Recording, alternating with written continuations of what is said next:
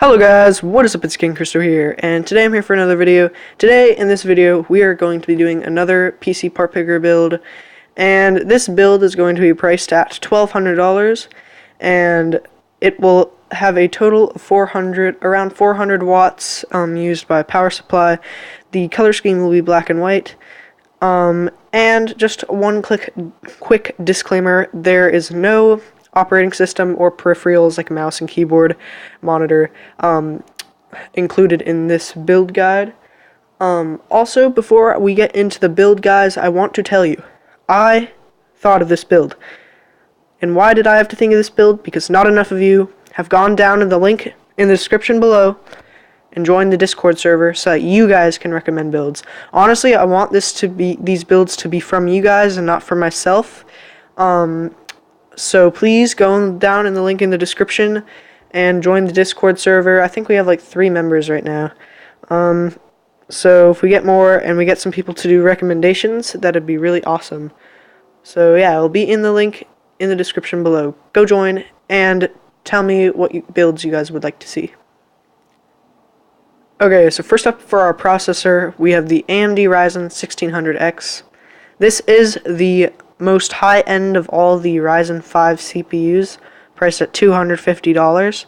It is 6 cores at 3.6 gigahertz, which will do both editing really amazingly along with gaming, because it's 6 cores is really the sweet spot in my opinion, because it has enough cores to where it can do multitasking quite well, and as well as video editing and other productivity things. But at the same time, the hertz ratings for each single core is not so low to the point where that it's lacking with gaming. And so with the $1,200 price limit, this was definitely within our budget, a $250 processor. And like I said earlier, this is going to be a full AMD system. So yeah, and it works perfectly. Now for our CPU cooler, we have the Keurig H7. This CPU cooler is not liquid cooling, it's just air, priced at $35. So once again, definitely fits in our price range, along with the fact that it comes with a nice white fan, so the fan definitely fits the color scheme of the build. And Keurig is definitely a very reputable brand. They tend to have good products, and I trust that this would cool our 1600X quite well. Also, just to let you guys know, Keurig is one of the companies that will send AM4 plates for their coolers, which is what we need for our motherboard and CPU. Okay guys, so for our motherboard, we have the Asus Prime X370. So this does use the X370 chipset, which is one of the chipsets that works with the AM4. This is about $150, and when you're having a $1,200 build, I'd say that your motherboard should be within the price range of $100 to $150, so this is at the top of that price range. There isn't much to say about a motherboard, but it definitely has enough ports and headers for everything that we're going to need to plug into this build, and once again, it fits the color scheme of our build, black and white, perfectly fine. And also this build has a tad of gray in it, but that's all good. Now for a RAM choice, I have the Corsair Vengeance LPX, specifically the white to go along with our build. And some things I'd like to say is, first of all, for only $135, this is a great price due to the fact that most DDR4 prices for some reason are like outrageous. Now this does have 16 gigabytes, which should be perfectly fine for gaming, and should do it should do good enough for any video editing or productivity setup that you might be having. Now this is why the RAM is at such a good price. It runs at a speed of 3200 megahertz and has a cast latency of 16, which is, I'd say, is like if you're on a really budget PC, like maybe 700 or less, 2400 megahertz is a sweet spot. If you're on more than that, then 3200 megahertz is definitely where it's going to be really fast and you're not going to have any performance lag issues due to your RAM.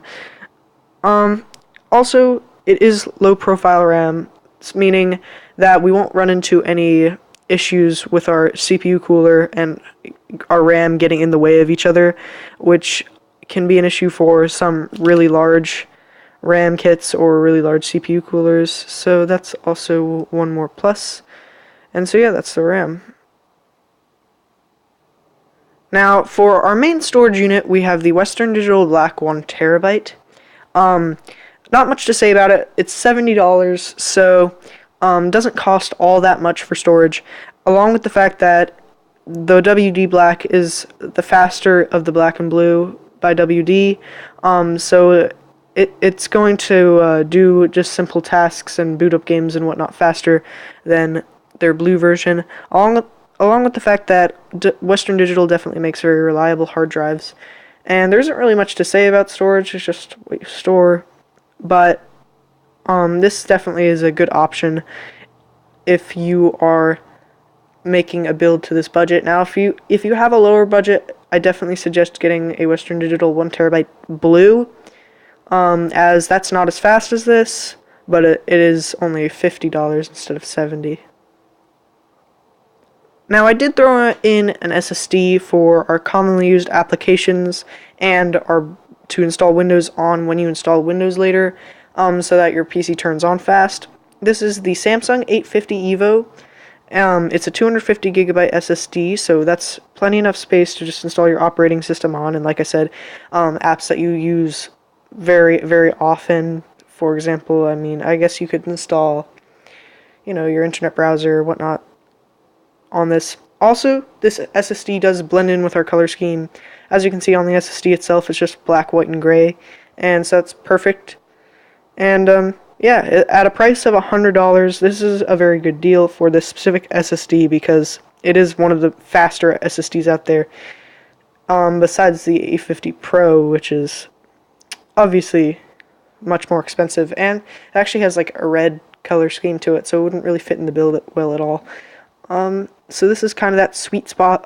It definitely goes well within the price range and the color scheme, and that's why I chose this SSD. So for our graphics card, we have the Asus Strix Gaming graphics card, RX580 in this case. First of all, this would go well with our Asus motherboard, and this is supported by Asus Aura, which is the RGB LEDs on the bottom of the card that you can make like light up all the different colors. It has been proven that the Asus Strix cards actually have the best performance out of any card in their same category. So for example, this is the RX 580, not 480. I don't know if I said that earlier, but if I said 480, I meant 580 actually. This is the fastest RX 580 out there.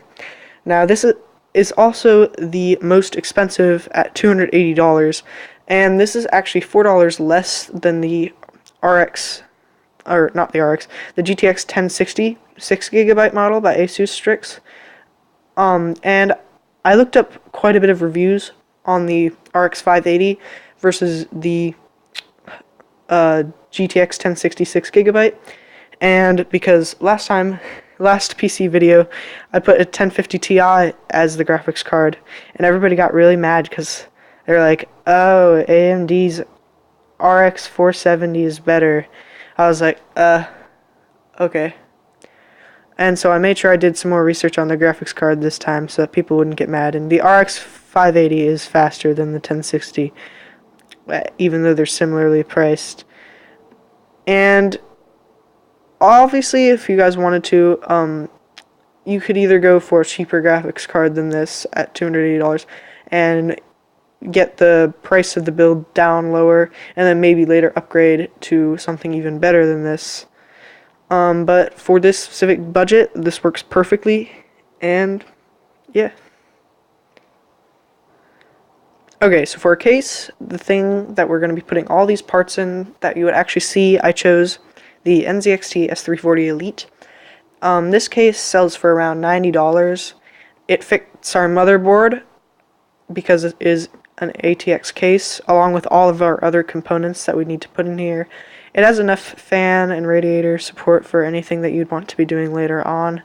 And also, the main reason that I use the Elite version of this case instead of the normal NZXT S340 is because it does come with a tempered glass side panel window, which is really nice compared to just normal plastic or plexiglass that some other cases have. You'll really be able to see all the components in the computer with that. But besides that, it's just a nice minimalistic case that will do the job just fine. And so yeah, that's why I picked the case. Now finally, for the last item in this PC build, we have the power supply. I have chosen the EVGA Supernova 750 watt G3 Plus. First of all, this is the newest power supply let out by EVGA right now, their G3 lineup, which is good because you want a new, whenever you're buying a power supply, you want it to be both new, and I just cracked my knuckles, by the way, just so you guys know. You want a new power supply, and you want, at the same time, the power supply to be by a good brand. Now, in my opinion, EVGA and Corsair are the two best brands for power supplies. I'd say that Corsair is probably the best brand for power supplies that are really high wattage, like 1,200 and like 1,500. Now, this power supply is priced at around $100, and a lot of people are like, why would you do that with a power supply? Why would you spend $100 on one? You could get a $30 power supply that would work just fine, and it would save you quite a bit of money. Well, here's why. Think about all the parts in your PC. Any part. Now, out of all the parts in your PC, none of them, if they break, can end up breaking other parts. For example, let's take your processor for example. Now, let's say your processor breaks. If your processor breaks, is your GPU going to break? No, it's just your processor. Now, although it's a loss, all you have to buy is a new processor. But if your power supply messes up, and it sends out the wrong voltage, or something along those lines, something messes up with the electricity, it could zap your entire system. That means your processor breaks, your motherboard breaks, your graphics card breaks, your storage can break, because your power supply is plugged into each and everything. So that's why I'm saying, when you're buying a power supply, find a good brand, get the newest from that brand, and don't just go cheap on it. Don't spend $20 on a power supply just because it comes with your case. Get a nice one that's not going to break everything down.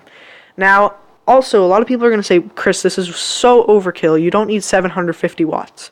First of all, I was thinking of going with the 650 watt version, which is still quite enough, but I wanted the build to be around exactly 1200. So I bumped it up because I did have a little bit extra money for the budget of the builds, and so I was like, okay, I'll just bump up the power supply a little bit. Second of all, if you are going to be upgrading your PC later, let's say you're going to be doing Crossfire or SLI, two graphics cards, then 750 watts will definitely actually supply you enough for that. And also, if you're going to be doing overclocking, 750 watts will also be enough for that.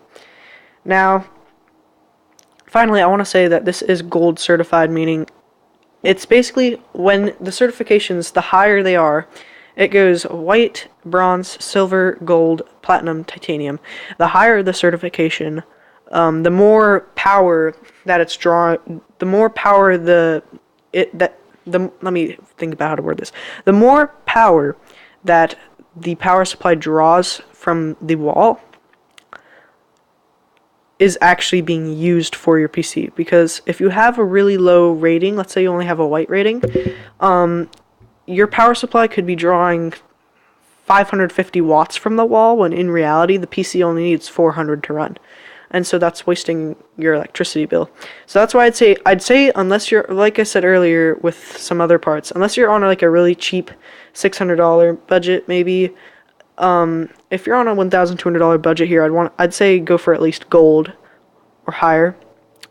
And even if you're on a budget of, let's say, 600 or so, I'd try to get at least bronze, just because in the long run it will end up saving you on your electricity bill. And so that's a lot to say about the power supply, but there's a lot of the reasons that you have to pick a good power supply for your build. And I definitely recommend UGA and Corsair for power supplies. So I hope you guys enjoyed the build. Once again, this will take around 404 watts and is $1,200. As you can see, the parts are all compatible as well. This build would definitely run very well and would allow you guys to do gaming super easily at 1080p. Maybe you could possibly go up to 1440p, just you probably would not get 60 FPS in all games. And for the price, it's very good. If you guys do want to look at this build yourself, the PC part picker link will be down below. And I want to remind you guys to go and also click on that Discord link down below and join it so that you guys can recommend PC builds for me to make. This is King Christo signing off. Remember to comment, like, and subscribe, and peace out, guys.